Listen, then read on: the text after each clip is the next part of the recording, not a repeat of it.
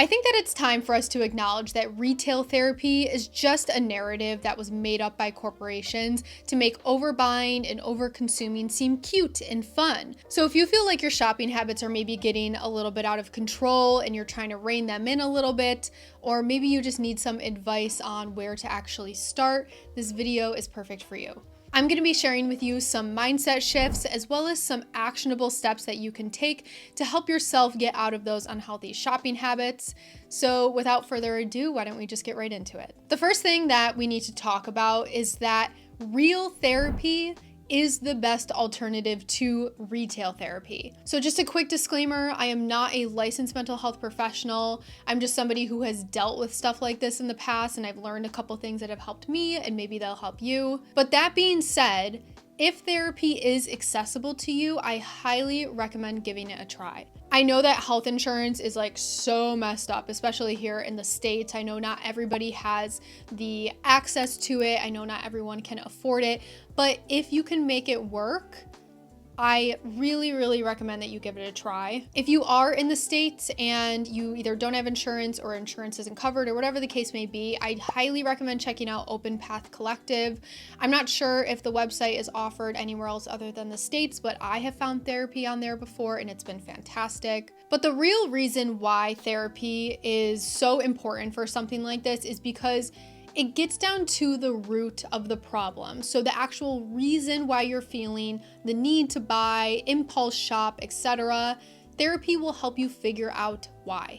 And not only is it going to help you figure out why, but it's also going to help you come up with a customized plan to remove those behaviors from your life. Therapists will help you understand if you are shopping because you maybe grew up without a lot of money and now you have money and you're not sure what to do with it. Or maybe they'll help you understand that you're shopping because you're bored, or maybe you're shopping to fulfill a feeling or a void in your life that you don't really want to address. It's a very brave step to take, and I applaud anyone who is able to do it. And I think that this is the most important advice that I can give to you, is to try to seek a professional if you can.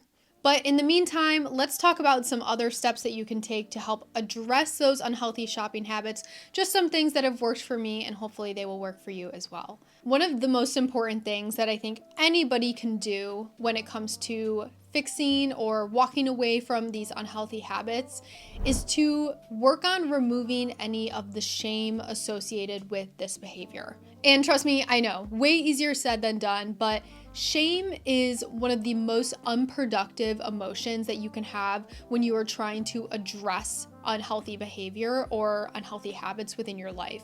And when it comes to shopping, it can create this cycle of guilt and consumption where you might even shop more to combat the shame that you are feeling about shopping. So I want you to work on replacing any of the shame that you feel with 3 things. Number 1, curiosity. Number 2, self-compassion. And number 3, forgiveness. Curiosity kind of taps into what I mentioned earlier about getting down to the why when it comes to these behaviors. So asking yourself certain questions like, what was I feeling before, during, and after I made that purchase? Was there a need that I was trying to meet within myself? Was there another way that I could have met that need instead of buying stuff? So shifting your mindset to this more curious type of approach is going to help you better understand the why without any judgment. Now, when it comes to forgiveness, I acknowledge that this is one of the hardest things I think humans struggle with doing, whether it's forgiving ourselves or forgiving other people. But taking the proper steps towards that forgiveness is really important because you want to be able to acknowledge the mistakes you've made in the past and commit to doing better in the future. And I think the first step to getting there is forgiving yourself for any mistakes that you have made. This was a little bit tough for me for a while because I tend to hold on to a lot of guilt and shame, literally what I'm talking about when it comes to mistakes that I've made that probably could have been easily avoidable. But I think when I acknowledge it, forgive myself and move on, or at least work on forgiving myself, it is just a way better feeling than that shame monster just constantly eating away at our soul. It's awful. So at the end of the day, you want to show yourself some compassion, right? Like you want to do things like celebrate some small wins. If you're somebody who used to shop every day or every week and now it's every month, like that is a win. If you stopped yourself from buying something that was really, really eating away at you, that is a win. We are not striving towards perfection here. We just need to make sure we're taking the steps to be gentle with ourselves so that we can move forward in a more productive manner. So that's one mindset shift that I recommend to anybody who is struggling with any type of unhealthy shopping behavior. And the second thing is to separate your future self from your current self. This is actually something that a therapist told me a couple of years ago, and it is very, very much stuck with me. And what I mean by it is that you want to view your future self as somebody that you deeply care about and that you want to set up for success. You want to treat your future self in a way that you deserve to be treated, and you want to start doing things right now that are going to benefit you down the road. Now, I think this is hard for some people, but really necessary because oftentimes unhealthy shopping habits are very much an in-the-moment thing. It gives you this instant hit of dopamine that your brain is desperately searching for, but in the process, you are forgetting about that future version of yourself. Whether it's the version of you that is checking your bank account at the end of the week, whether it's the version of you that is saving up for a new car or a vacation, or whether it's the version of you that has paid off their loans completely, or the version of you that is building an emergency fund. So this is where I recommend you literally visualize your future self stepping out of your current self and start treating them like a board member or the board member of your life. You need to make sure that you're running every single buying decision by them. Okay, like again, treat them like the board member of your life. I want you to make sure that you are committing to yourself, because if you're not prioritizing your future self, who will? And make sure that you are making decisions today that your future self will thank you for. All right, so those were some mindset shifts that I highly recommend you keep in the front of your mind and implement throughout this process.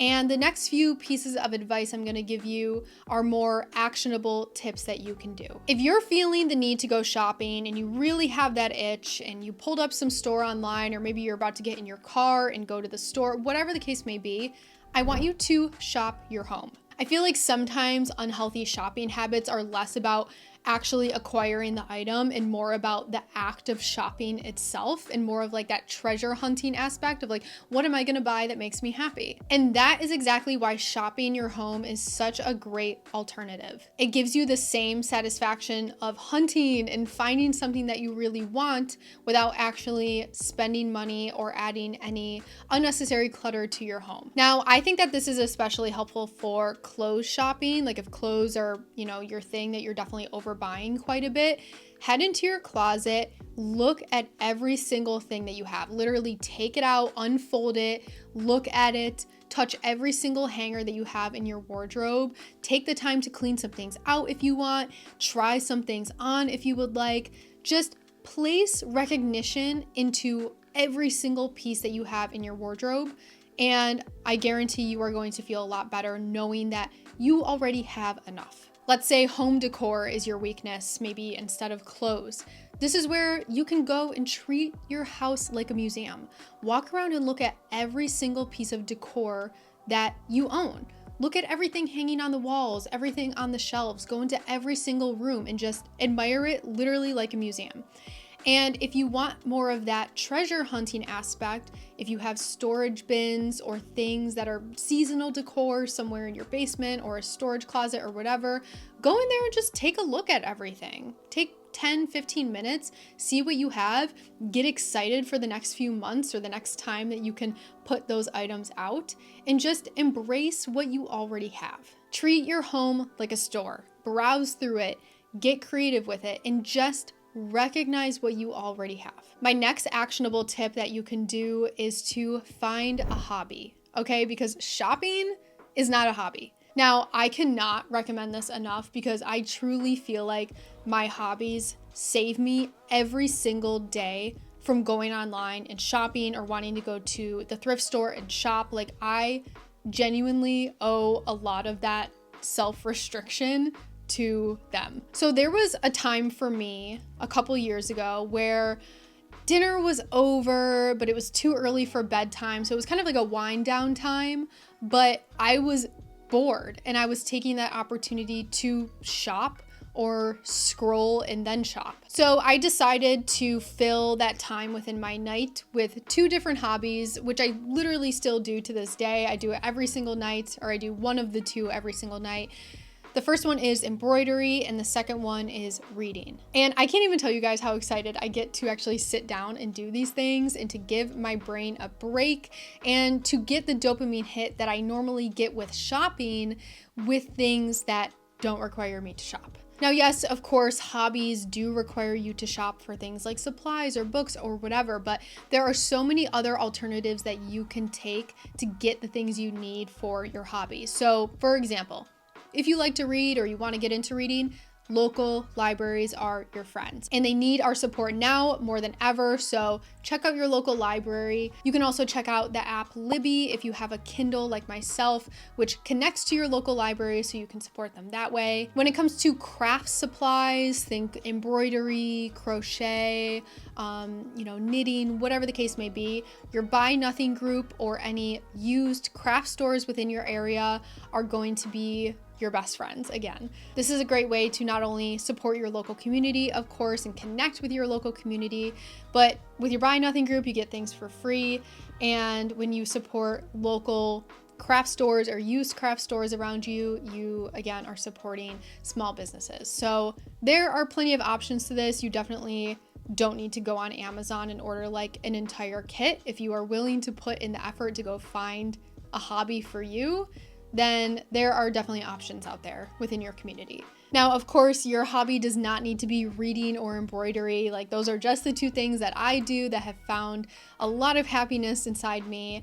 I've seen people do bread baking as a hobby. I've seen people do crocheting. I have a friend who crochets like the most amazing pieces in the world. But I think the most important thing when it comes to this is that you need to find something that's going to pull you away from the screen, right? Or pull you away from that urge to shop. And replacing that shopping urge with some type of creative outlet, for me, truly life-changing. Also, pro tip, you can always gift any crafts that you make. You don't have to have, like a hoard of crafts within your home. I gift embroidery for basically every single holiday, which gives it even more meaning and makes it feel even more good. Now, the last tip that I want to give you, and another very important one, all of these are very important, but this one, crucial, is to get off of social media or at least just take a break. Okay, so I'm filming this a couple days after the TikTok ban, which was certainly not a ban at all. I actually made an entire video about if the TikTok ban will help solve our overconsumption problem, which I will link above here. The video flopped because TikTok, came back within like 12 hours. We won't talk about that. Little sus, but we won't talk about it. But the silver lining that I talked about within that video relating to overconsumption is that the less screen time people have, the more time they'll be able to reconnect with themselves and understand that they don't have to shop just because people are telling them to. Because let's be honest, social media is the biggest culprit when it comes to any type of shopping addiction, at least in my opinion. And frankly, I think one of the biggest reasons within social media are, of course, influencers who are basically glorified salespeople. If your algorithm is constantly pushing people who are pushing products, it's no surprise that you are constantly seeking this dopamine hit by buying something that's so highly recommended or that you think you need in your life. Like, it's no doubt that shopping becomes irresistible. I deleted my TikTok and Instagram a few years ago. I am back on TikTok, but in a very, very different manner after I took a very, very long break.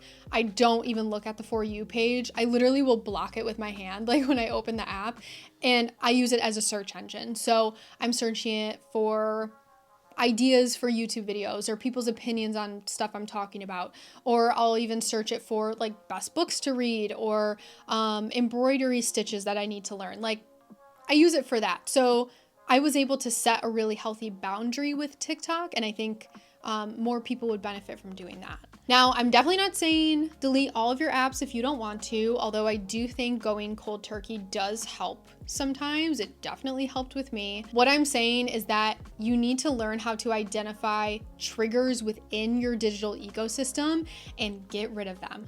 So that might mean, deleting the app completely. That might mean blocking certain influencers, or it might just mean changing your behavior on how you actually use the app. By doing this, I guarantee you will be amazed at the amount of mental clarity and honestly control that you get back in your life, even if you just take a break for a few days from it. It feels amazing, trust me. All right, you guys, do me a solid. Make sure you give yourself some grace. I am thinking about you. You got this, and I will see you in the next video. Bye.